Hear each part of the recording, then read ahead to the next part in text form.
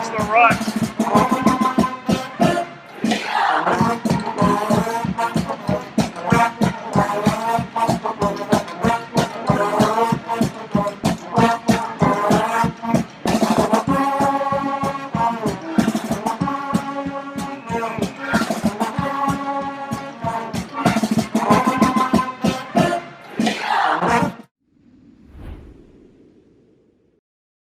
Hello and welcome to the first ever Huddle Up with the Huskies podcast. Thank you so much for joining in. This is a series of 5 podcasts that we will be hosting. I am honored to be your host.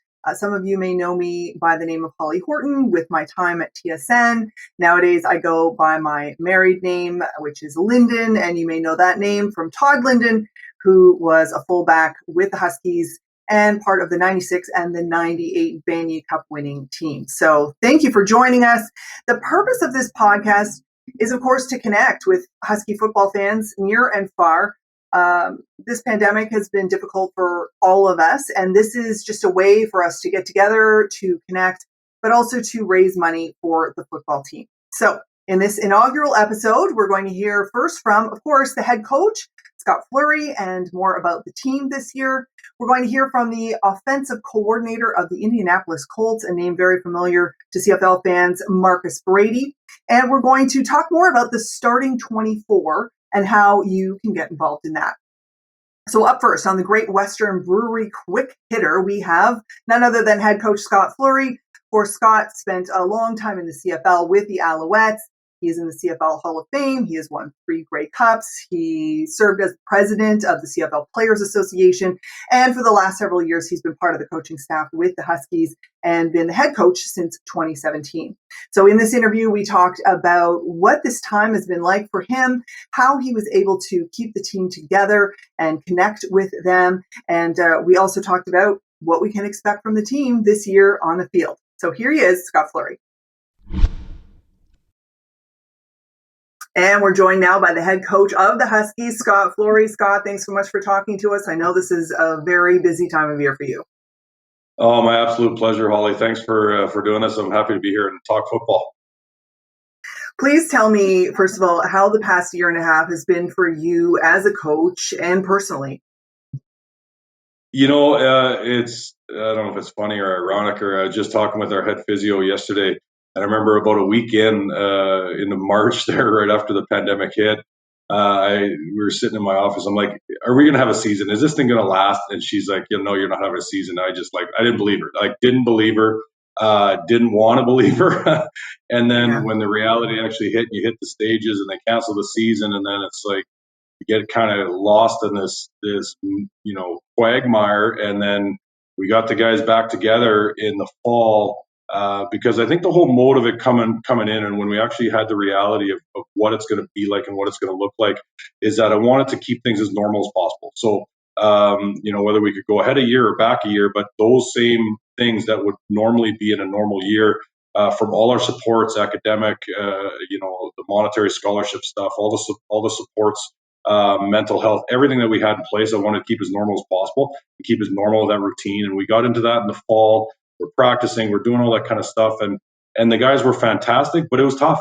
I mean, it's tough when you're not actually working towards a championship and you're just training. And it was tough, coming through that. And then the lockdowns, right, in November, December, and basically disbanding the team for months and then trying to stay connected, but not really. And then finally getting to come back together in the springtime and being able to train and lift and work out. And man, it's been a long journey. And, as a coaching staff, we were talking, on one hand, that first game is going to feel just like yesterday. It'll be like riding a bike. We'll get right back on it. And on the other hand, flip side of that coin is it's going to be like an eternity since we played. So really excited to get back at it. But it's been tough. It's been a grind. There's no doubt about it. Yeah, I've had a chance actually to talk to several of the players already, and they give you full props, and the coaches and the trainers in maintaining that sense of cohesion. So I think that it was obviously a great strategy you adopted. What was the most difficult part, and how did you maintain a sense of reassurance when you didn't know yourself? Yeah, I think the hardest part of it all is just finding that balance between over engaging and being there, but not always being there. You know what I mean? Like sometimes as a parent, as a coach, whatever, you got to understand where to step in and when not to. The one thing I didn't want to do is be a burden. We're not having daily Zoom meetings. So I didn't want to sit on a Zoom for hours on end, and I know our players didn't want to. So finding that balance of how we connect and when we connect, leaning on our leadership group to make sure that guys were connecting in smaller groups and things like that, and just being able to find that sense of balance with it all, and knowing that we're all here for them. So any of our guys that had any problems or any questions or had anything, is that myself and the rest of our coaching staff and support staff and everybody and their teammates too, that they're there for them. We don't have to be there in their face on a daily basis, but they know that we're all there for them. If there's ever anything, that we're always there to help. Yeah, that's probably crucial. So now we get to talk about a new season. We get to talk about football. And before COVID, you went to 2 straight Canada West finals. You won one, you lost one. So tell me about this Huskies team and how you're approaching this upcoming season, which is kind of unusual. Yeah, I've been thinking about this a lot, and I just think that I think everybody's probably in the same boat across Canada. All 27 teams are probably thinking they're pretty good, and they should. Everybody should. And I think one of the dangerous things that I know myself and just talking with our coaches that we can go down is this rabbit hole of the longer you're in your bubble, the more isolated you become and the less perspective you have on what's going on, right? So I don't know what our competition's doing. I don't know what Calgary's doing, what Regina's doing, what UBC's doing. I don't know what these teams are doing. We're sinking deeper into our bubble because it's been 2 years since we've competed, right? So we may think we're good. Every other team may think they're good, but we won't actually know until we. And that's good and it's bad, right? I mean, you got to, depending on what side and what your perspective is. I know for us is that we're concerned with us. We don't control the other teams. We don't control what they do and how they're preparing. We don't really care either. We're concerned with us and making sure that we're progressing. Our guys have physically bought in the last year and a half to absolutely grow and change and even more into our strength and conditioning. So that's exciting. And now we've got to take that and apply it to the game of football and make sure that we're better at playing football. So we're really excited, but the unknowns are they're higher than any other year. Yeah, absolutely. But you know that you're excited and everyone's on board, and that's probably the most important part. Now, the team can only operate within the larger community, team personnel, volunteers, university itself, and most importantly, the fans. So how can people support you as a team, and has that changed through all of this? Yeah, I think the hard part for us from a support standpoint was losing the back-to-back dogs breakfasts.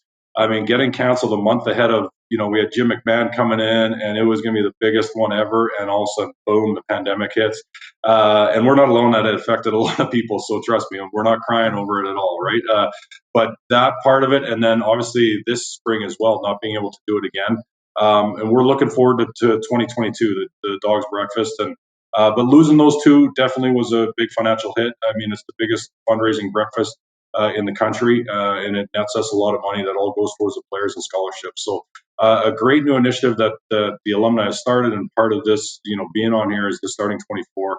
That's that sustainability model, that the kind of crowdfunding that will really help our program. Tuition's it's not getting any cheaper, and being able to have those financial supports for our guys and just the team and the club. We have a ton of support. We do. We've got a sold out. We got a coaches luncheon coming up right away, and it's sold out. And there's people there to support. And then our job is, and everything they do is a wind at our back. So it makes it easier for us to try and win football games. And we really appreciate all that support. Well, I know I speak for everybody when we're so excited to watch you guys again, to see you back on the field, and to have a sense of normalcy. Thank you so much, Scott Fleury, for talking to us this morning, and best of luck this season. Can't wait to watch.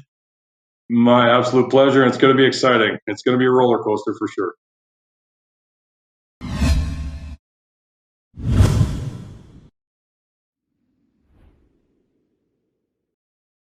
And certainly I could have talked to Scott a lot longer about all things to do with the team, but we wanted to make some time for our next guest on the podcast.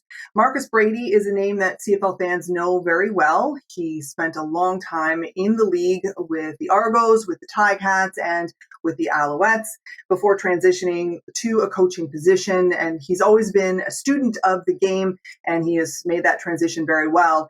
And he's also now gone down to the NFL, and he's been with the Indianapolis Colts now for 3 years. This is his fourth year, but his first as the offensive coordinator of the team, and it's a role that he says is terrific for him and suits him very well. So Marcus is going to tell us how he made his way as a quarterback, even when many didn't see him as that in that position. He's also going to give us some insight into Scott Fleury, who, of course, was his teammate with the Alouettes, tell us some stories about him.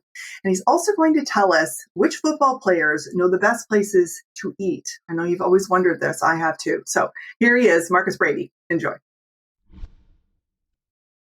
Marcus Brady, thank you so much for joining us on this podcast. I know you're super busy. We really appreciate you taking the time. No, thank you for having me. Glad I could join here. You have been in the business of football a really long time, all the way back to high school. You went to Samuel F.B. Morse High School in San Diego. You played basketball and baseball, but you kept gravitating back towards football and the position of quarterback. But when it came time for colleges, a lot of colleges wanted you to switch positions. They didn't want you to play quarterback for them. I'm just curious, at such a young age, how were you not swayed by them in terms of switching? Well, for me, it was just my love for the position of quarterback. I mean, that's really what ultimately I made the decision to stay with football over baseball. I knew I wasn't going to play basketball past high school. But I could have played baseball, whether I was going to try to go college or, in the minor leagues as well. But just my love for the sport of football, my love for the position of quarterback. I started playing quarterback at the age of 8, and I just fell in love with it. I studied the game, studied great quarterbacks in college, NFL.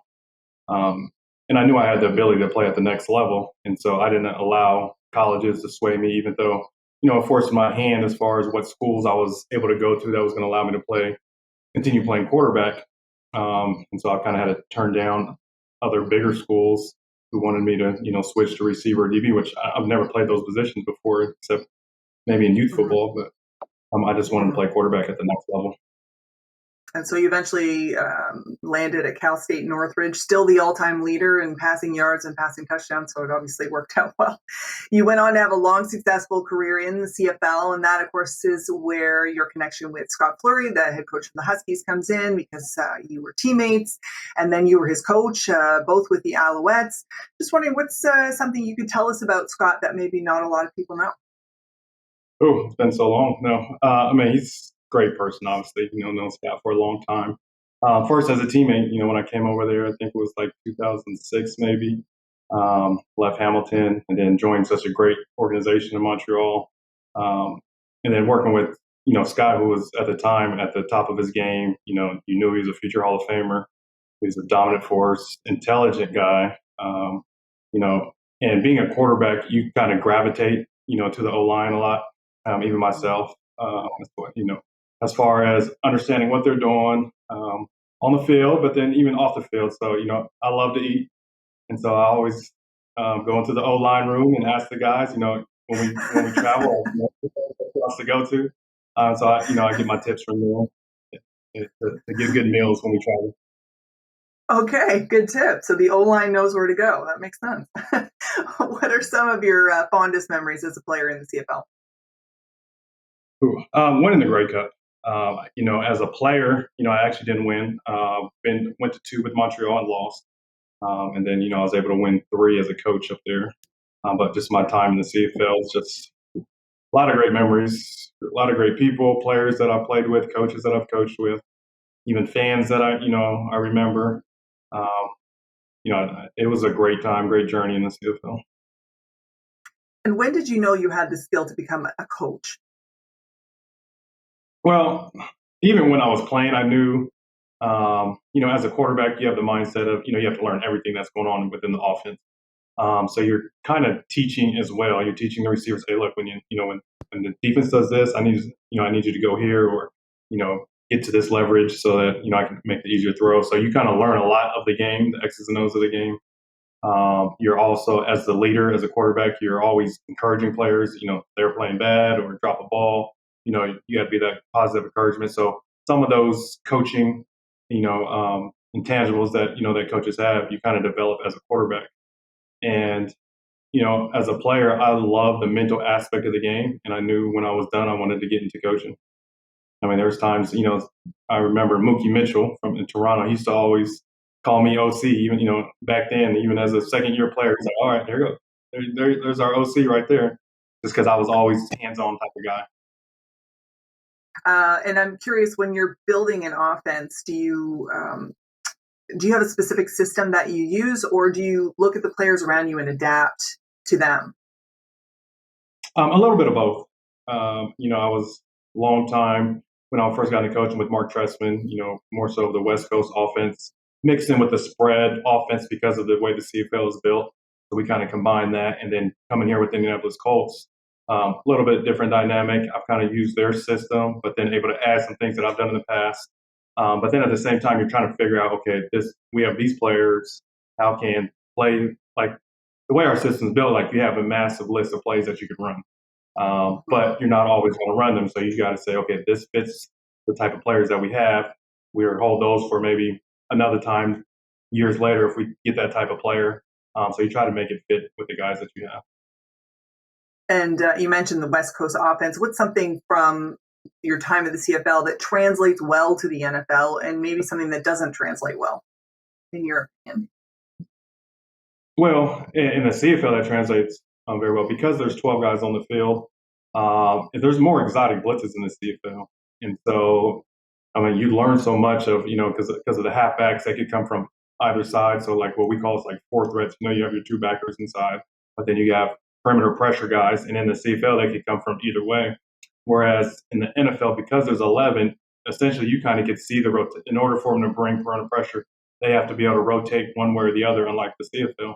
And so, I don't want to ever say that the NFL is easier than the CFL, but in that aspect, to me, schematically, I felt like the CFL was tougher as far as handling pressures.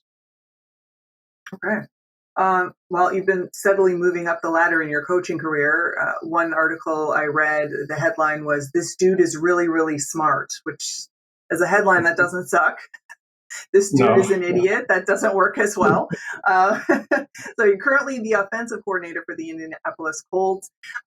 Your successor left to become head coach. Is that ultimately where you see yourself landing as well?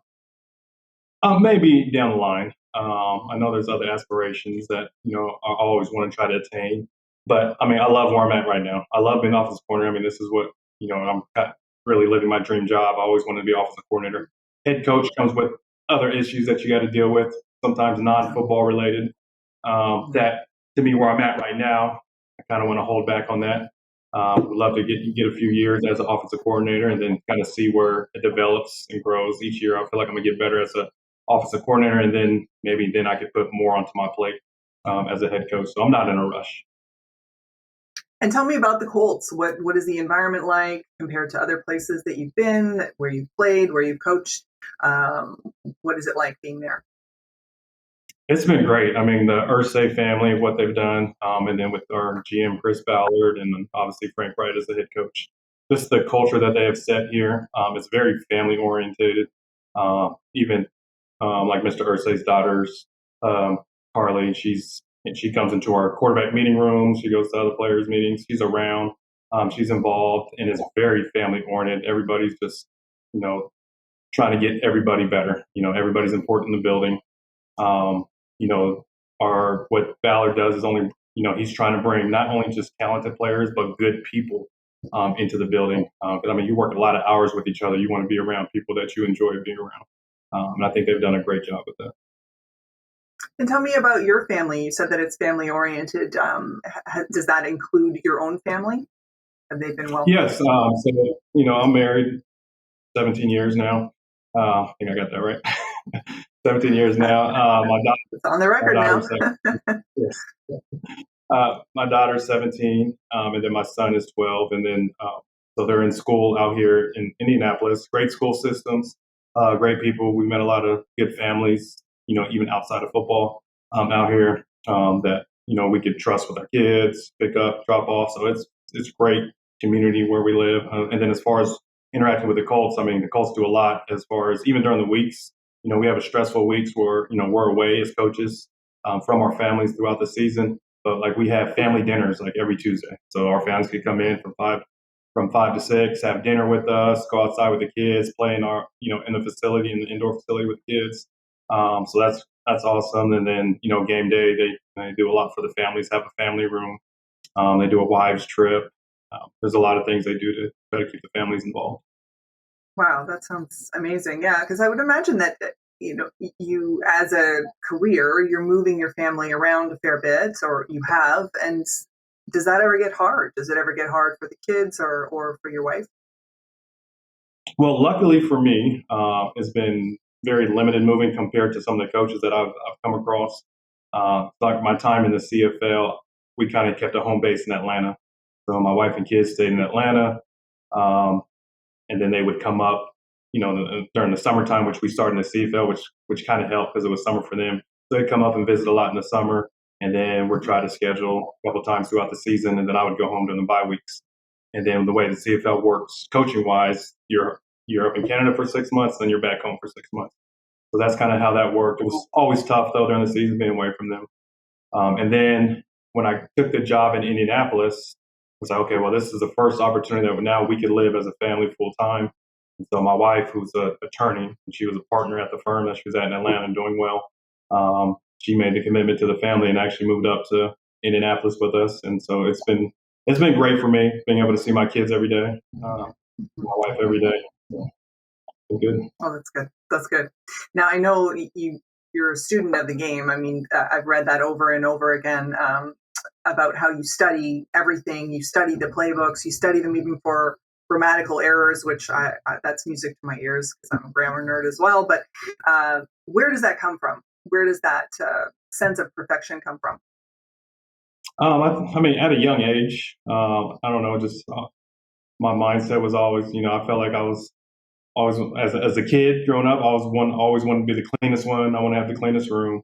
So I was always detailed in whatever I did. I don't know, it was just kind of how I was brought up from my mom, keeping things neat, keeping it tight. And then it just kind of gravitated with me, even through college. You go to some of my friends' college dorms and it's a mess, but you go to mine and I'm keeping it clean, keeping it tight. And so, that kind of translates into both schoolwork. I always wanted to have neat handwriting, and then on to the football field. I just wanted to make sure everything is detailed out, the right depths, the right drops. It's just kind of the way my brain works. And when you're trying to explain it to players, do you find that instantly clicks for some players and not necessarily for others? And what do you do then? Are you adapting another technique? You try to adapt. I mean, you got to adapt to the players that you guys have. But yes, you try to explain to them as well. Just, the more detailed you are, the closest that we can get to perfection, and you're not always going to be perfect, but the closest you get, you're going to minimize the amount of error. Because, technically, you don't always have to be perfect to get it right. But if you could get close to it, you're going to have opportunity to, to do good things offensively. And so you try to stress that point to those guys. And for the most part, they understand, especially at this level. Those guys understand that they're trying to be perfect because, ultimately they want to be great themselves. And so they're going to take the coaching. They're pushing themselves as well. I would imagine, though, that trying to explain, you come from a background of a player and now you're a coach. So that always helps. But has there ever been an instance where there's been a player where you think, okay, I'm not getting through here and I need to come up with a different strategy? There's a few. I can't really think of a couple guys, probably a handful of guys for the most part. In the NFL, you got to adapt as far as you got guys that maybe their brains just don't process as fast. And so you try to limit what they get because there's some of them that are just very talented and you still want their skill set used within your offense. And so then it's up to us as coaches to kind of minimize the demand on his brain to be able to go out there and just be able to play fast. So maybe you don't motion him so much, don't move him around to different spots because he's good enough to where, okay, look, you just line up here, run these, 5-6 routes. He's probably going to win most of the time because he's just that talented. So it's our job as coaches to kind of put him in that type of position. And tell me about your current team. How are you expecting to do this year? Expecting to do well. We're very talented. The core of our team has been together for now going on our 4th year. And so we have a lot of great players on our team. Obviously we got Wentz here as as a starting quarterback. Fourth quarterback in 4 years, but we got a great one here, and it looks very promising. Very talented group, close knit group. Very, like I said, very family oriented. So I'm looking forward and have a lot of high expectations for this season. Yeah, you mentioned there is a bit of a rotation there in terms of quarterbacks. Is that always difficult, or is it just some quarterbacks come in and immediately can click with the O line and know exactly where everybody's going to go and meld to the system? Well, I would say, it's not ideal to have 4 quarterbacks in 4 years, but the types of quarterbacks that Ballard and Frank were able to bring in helped. From going through Andrew Luck to Jacoby Brissett to Phillip Rivers, Hall of Famer, and then Carson Wentz, who's been close to being an MVP. So you're actually getting very talented, very skilled quarterbacks with experience. That always helps, and then you just try to tailor the offense to them. But that can't always be good for every other team. You're not always going to get those types of quarterbacks, and luckily for us, we have. Well, that's good.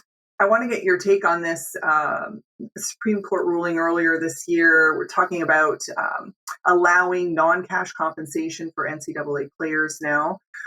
So allowing them to earn money on their name, their brand, make a living, make deals with businesses, social media platforms.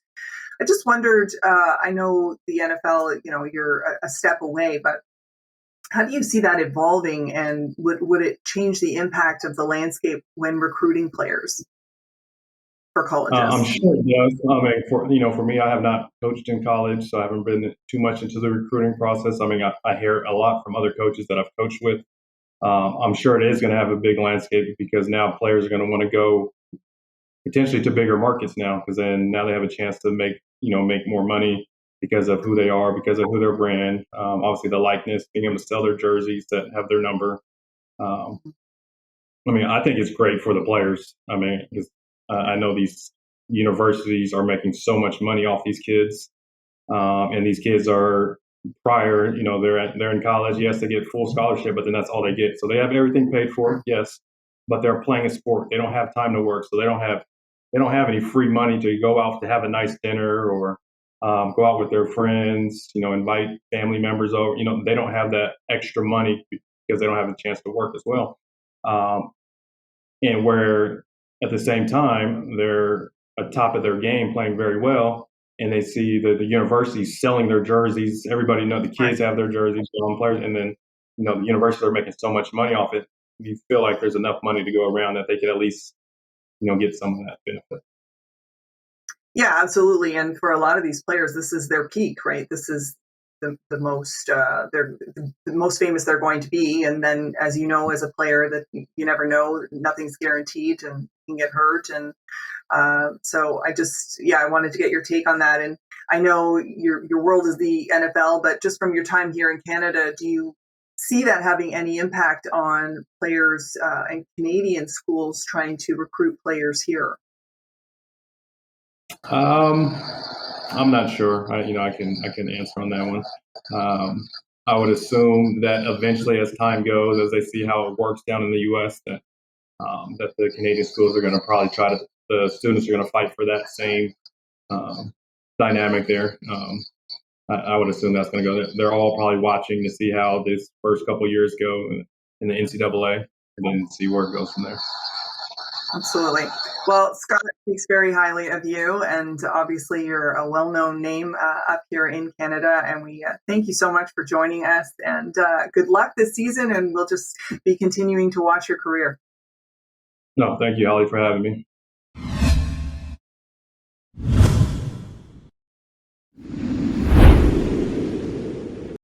And we thank Marcus for joining us. Such a busy time for him, and we really enjoyed chatting to him. Next up on the show, we have Rylan Hunter. And Rylan is one of the founders of the Husky football alumni Starting 24. What is this Starting 24 that I keep alluding to? Well, it's about making a small commitment that will have a large impact with the team. So here is Rylan now on telling us more about the Starting 24.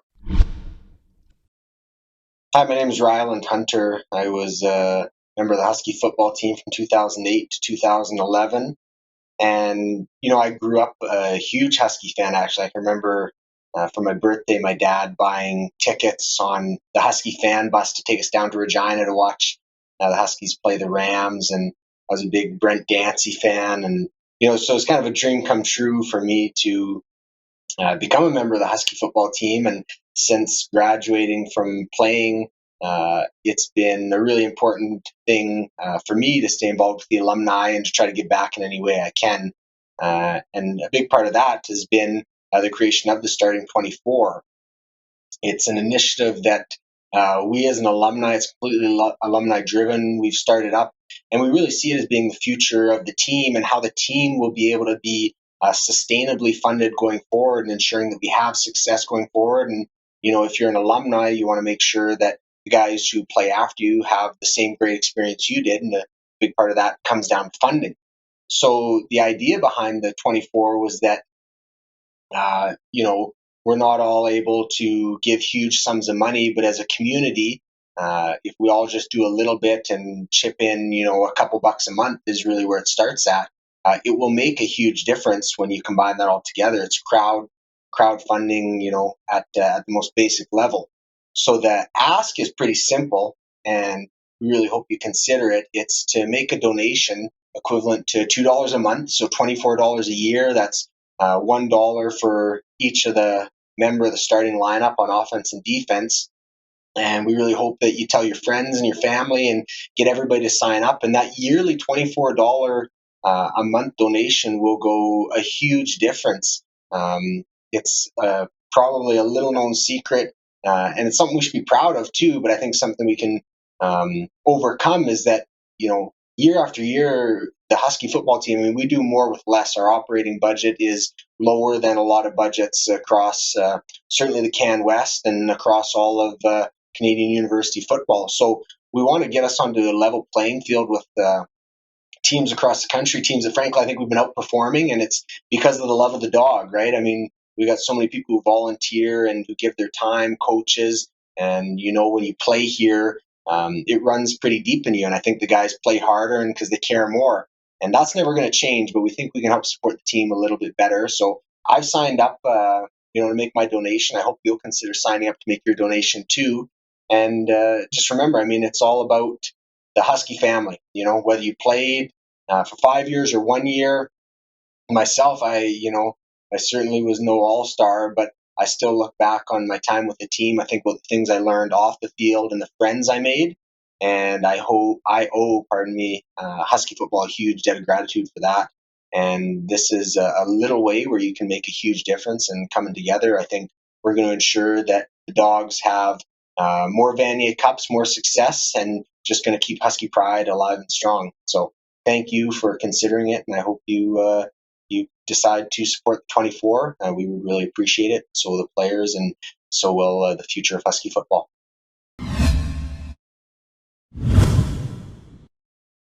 And thank you, Ryland. And that does it for the first episode of Huddle Up with the Huskies podcast.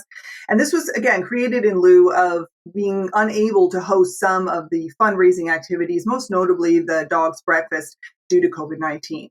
We also wanted to highlight a couple of events coming your way, including next weekend, the Alumni Weekend.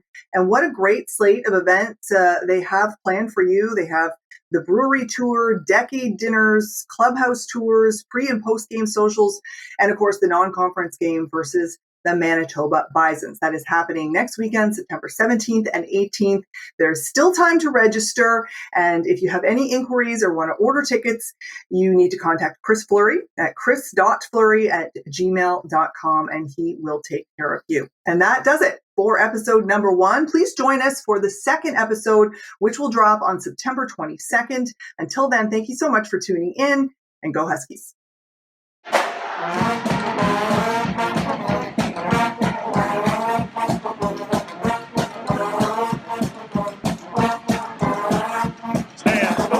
Touchdown, Green Dogs!